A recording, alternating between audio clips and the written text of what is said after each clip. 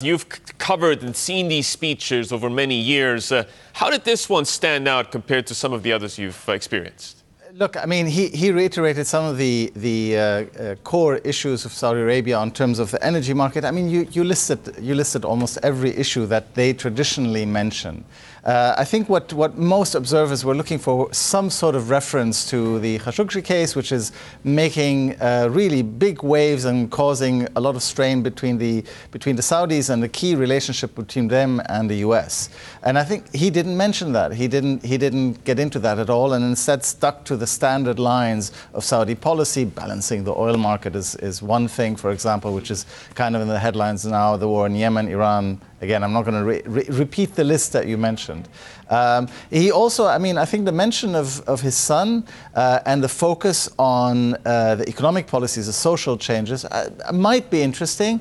But then again, that's what the Crown Prince kind of made his major his major policy. So he's kind of reiterating that is his role.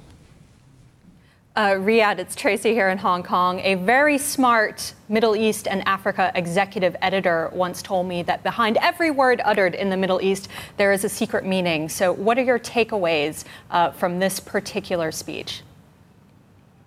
I think my takeaway is that they're keen to return to normal, as it were, to sort of the before Khashoggi period as quickly as possible.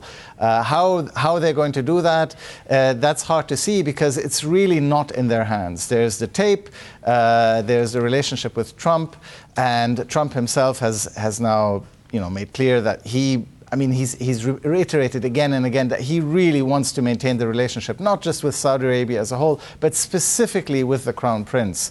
But there's little bits of news dripping out, continuing to drip out. And if the tape, for example, gets released, and if it's clearer in the tape for everyone to hear that Mohammed bin Salman is involved, then it's not really in the hands of the Saudis, who continue to deny vehemently that the Crown Prince was in any way involved in this.